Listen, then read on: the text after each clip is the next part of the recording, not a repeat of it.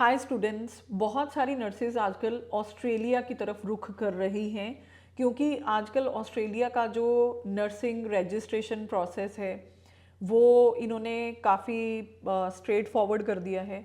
लेकिन वहीं पे अगर नर्सेज इंडिया, पाकिस्तान या किसी और कंट्री से डायरेक्टली ऑस्ट्रेलिया का आरएन लाइसेंस लेना चाहती हैं तो उनको एक लॉन्ग प्रोसेस है जिसके थ्रू होके जाना पड़ता है।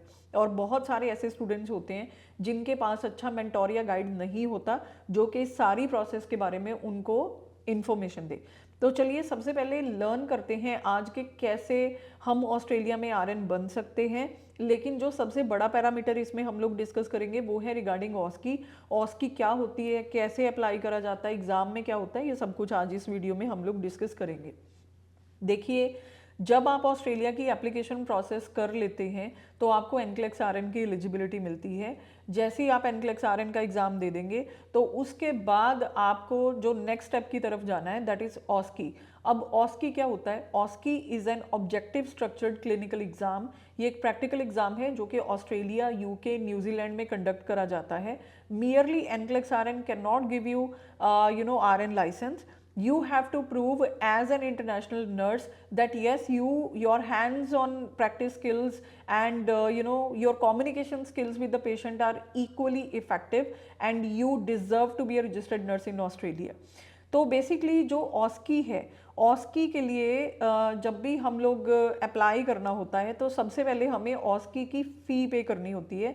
जैसे ही आपका एनक्लेक्स आरएन का रिजल्ट आता है तो आपको एक ईमेल आती है और उसमें साफ साफ लिखा होगा कि आपका जो नेक्स्ट स्टेप है वो ऑस्की है और ऑस्की अप्लाई करनी है तो इस लिंक पे क्लिक कीजिए। जैसे ही आप उस लिंक पे क्लिक करते हैं तो वो आपको IQNM डैशबोर्ड पे ले जाएगा। वहाँ पे जाके आपने ऑस्की की जो फ़ी होती है वो पे करनी होती है। अब जब हम फ़ी पे करते हैं तो एक एप्लीकेशन फॉर्म हम लोगों को भरना पड़ता है, वो भर के आप फ़ी जो है वो पे कर देते हैं। जैसे ही आप फ़ी पे करते हैं तो आपको आफरा की तरफ से एक ईमेल आता है कि ये वाली डेट्स जो हैं ऑस्की के लिए अवेलेबल हैं। अब देखिए, जो डेट्स ऑस्की के लिए एलोकेट करी जाती हैं आफरा की तरफ से वो इस चीज़ पे डिपेंड करता है कि आप ऑफशोर कैंडिडेट हैं, यानी कि आप ऑस्ट्रेलिया के बाहर किसी कंट्री में हैं या आप ऑस्ट्रेलिया में प्रेजेंट हैं।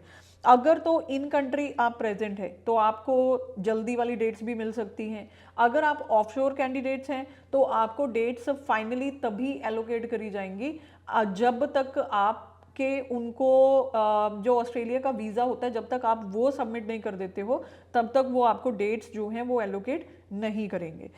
तो उसके बाद जब आपकी डेट्स का एक एक स्केड्यूल आपके पास आ जाता है और आप वीज़ा भी शो कर देते हो तो वो आपको एक फॉर्म भेजते हैं कंफर्म्ड डेट के साथ। आपने उस फॉर्म को भर के ये कंफर्मेशन देनी होती है कि यस, इन डेट्स के लिए आप इस एग्ज़ाम के लिए अवेलेबल हैं। तो बेसिकली जो डेट की एलोकेशन होती है वो डिपेंड करती है कि कितनी जल्दी आप फॉर्म भर के इस चीज़ को रिप्लाई करते हो, राइट? आप जितनी जल्दी रिप्लाई करोगे उतनी अर्लीस्ट डेट जो है वो आपको मिल जाएगी। उसके बाद आपको कंफर्मेशन ईमेल जो है वो आफरा की तरफ से आती है कि यस, आपने फॉर्म भर दिया, आपने कंफर्म कर दिया और इस डेट को आपकी ऑस्की का एग्ज़ाम जो है वो होगा। और ये लेटर आपको एलोकेट हो जाएगा 4 to 8 वीक्स बिफोर योर ऑस्की। अब अगर इन बिटवीन आपको कोई भी इमरजेंसी हो जाती है, आपने ऑस्की की डेट चेंज करनी है तो आप कभी भी ऑस्की की डेट चेंज कर सकते हैं 7 days before the actual exam. तो 7 दिन पहले तक आप अपना एग्ज़ाम जो है उसको रीस्केड्यूल कर सकते हैं। तो ये फ़ीस जो होती है वो कभी भी रिफंड नहीं होती, हमेशा आपका जो एग्ज़ाम होता है वो रीस्केड्यूल होता है। और आपने जो है एग्ज़ाम का ये जो ऑस्की का एग्ज़ाम होता है ना ये हमें देना होता है ऑस्ट्रेलिया में जाके। तो इसीलिए ये आपको तब तक एग्ज़ाम की डेट नहीं देंगे जब तक आप अपने ऑस्ट्रेलियन वीज़ा का प्रूफ इनके पास सबमिट नहीं कर देते। अब ऑस्ट्रेलिया में जो इसके एग्जामिनेशन सेंटर हैं वो 2 सिटीज़ में हैं, एक एडिलेड में है, एक मेलबर्न में है और वहाँ पे जाके आप ये एग्ज़ाम जो है वो देते हो। अब जो इसका रिजल्ट होता है ऑस्की का वो विद इन 8 वीक्स में आपको मिल जाता है। अगर 8 वीक्स में आपका पास रिजल्ट आता है तो आप फर्दर स्टेप्स के लिए अप्लाई करते हो रजिस्ट्रेशन के लिए, जिसमें language proficiency, police criminal background check, experience etcetera आता है। और अगर आप फेल होते हो तो आप दोबारा से फीस भर के ऑस्की का एग्ज़ाम दे सकते हैं। अब यहाँ पे मैं एक चीज़ बता देती हूँ कि ऑस्की की जो फीस होती है वो 4000 ऑस्ट्रेलियन डॉलर्स होती है। तो इसलिए कोशिश करें कि फर्स्ट गो में ही आप अपना ऑस्की का एग्ज़ाम क्लियर करें। ऑस्की में 10 स्टेशंस होते हैं, इसमें 7 स्टेशन तो वो होते हैं जो कि फिक्स हैं, हमेशा उनमें सेम ही प्रोसीजर्स जो हैं वो आपको आएंगे, लेकिन 3 स्टेशंस में प्रोसीजर जो है वो वेरी कर सकते हैं। अब जब आप ऑस्की के एग्ज़ाम में जाते हैं तो वहाँ पे एक स्टेशन के 10 मिनट आपके पास होते हैं, जिसमें 2 मिनट तो आप रूम के बाहर लगाते हो सिनेरियो पढ़ने के लिए और नोट डाउन करने के लिए। बाकी के जो 8 मिनट हैं उसमें आप रूम में जाते हो, मैनिकिन होगा, पेशेंट होगा, कोई भी सेटिंग हो सकती है, हॉस्पिटल सेटिंग हो सकती है, कम्युनिटी सेटिंग दिखाई हुई हो सकती है, डे केयर जो डे क्लिनिक होते हैं वो हो सकते हैं। तो आपको उस सेटिंग के हिसाब से अपने पेशेंट के ऊपर जो है 8 मिनट का टाइम मिलेगा प्रोसीजर करने के लिए, तो वो आपको करना होगा। तो जब आप ऑस्की के एग्ज़ाम के लिए जाते हैं एक प्रॉपर ड्रेस कोड होना चाहिए। यूजुअली जो नर्सिस हैं वो स्क्रब जो इनके होते हैं वो पहन के जाती हैं और ब्लैक शूज़ जो हैं वो पहन के जाती हैं। तो एक मतलब एक पर्टिकुलर ड्रेस कोड होना एग्जामिनेशन डे वाले दिन बहुत ज़रूरी है। आपको 30 मिनट्स पहले वहाँ पे पहुँचना होता है, रिपोर्ट करना होता है और आपकी वैलिड आईडी यानी कि आपका पासपोर्ट आपके पास होना चाहिए। अब वहाँ पे जो प्रैक्टिकल स्किल्स वो ऑस्की में असेस करते हैं वो है फिजियोलॉजिकल ऑब्जर्वेशन। अब ये न्यूरोलॉजिकल ऑब्जर्वेशन हो सकती है, जीआई सिस्टम ऑब्जर्वेशन हो सकती है, पेन ऑब्जर्वेशन हो सकती है, कुछ भी हो सकता है। ये वाइटल साइंस भी असेस करने को बोलेंगे जिसमें BP monitoring, temperature monitoring, anything could be there.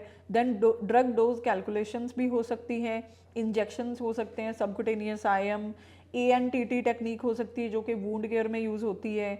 Then resuscitation भी हो सकता है, शार्प डिस्पोजल कैसे करना है, मेडिकेशन एडमिनिस्ट्रेशन के ऊपर स्टेशन हो सकता है, wound care, hand hygiene, patient communicable and consent, infection control, IV therapy, risk management, ये सारी चीज़ों के ऊपर ऑस्की आपको असेस कर सकता है।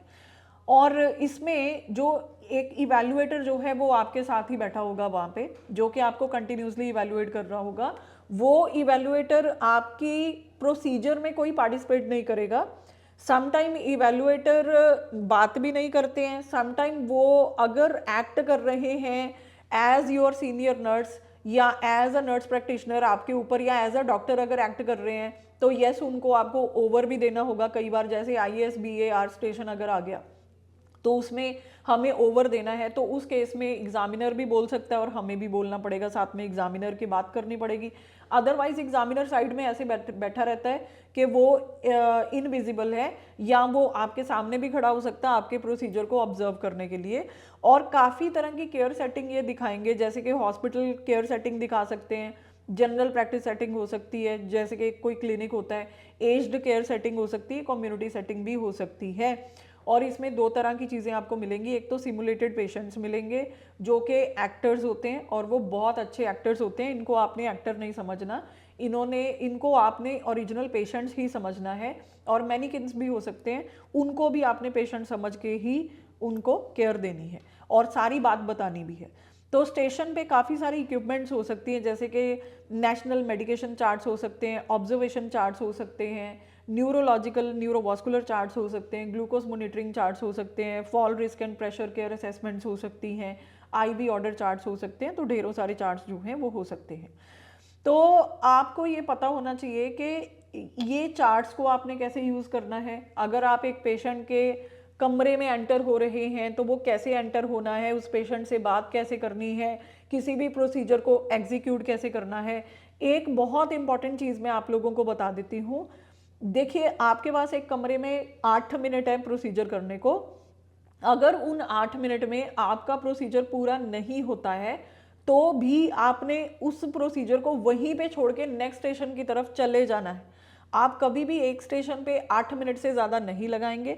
तो time management, presence of mind, hands on skill, ये सारी चीज़ें ऑस्की को पास करने के लिए बहुत ज़रूरी होती हैं। 10 में से 7 स्टेशन भी आप पास कर जाते हो ना तो ऑस्की आपका क्लियर है। लेकिन ऑस्की की तैयारी कहाँ से करनी है, और इंडिया में क्या ऑस्की की तैयारी अवेलेबल है? यस, डेफिनेटली है।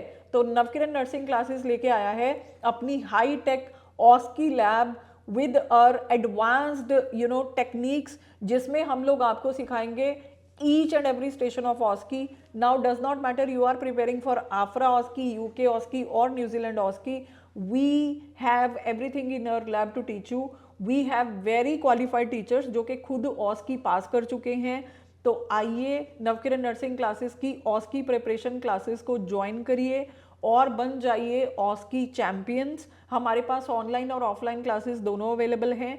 राइट नाउ हम बैच इनरोल कर रहे हैं। अगर आपने इनरोल होना है तो डिस्क्रिप्शन में देख लीजिए, उसमें हम अपनी कॉन्टैक्ट डिटेल्स डाल देंगे। ऑस की बुक करनी है, इसके बारे में और इन्फॉर्मेशन चाहिए तो हमें आज ही कॉन्टैक्ट करें। Thank you so much nurses, take care.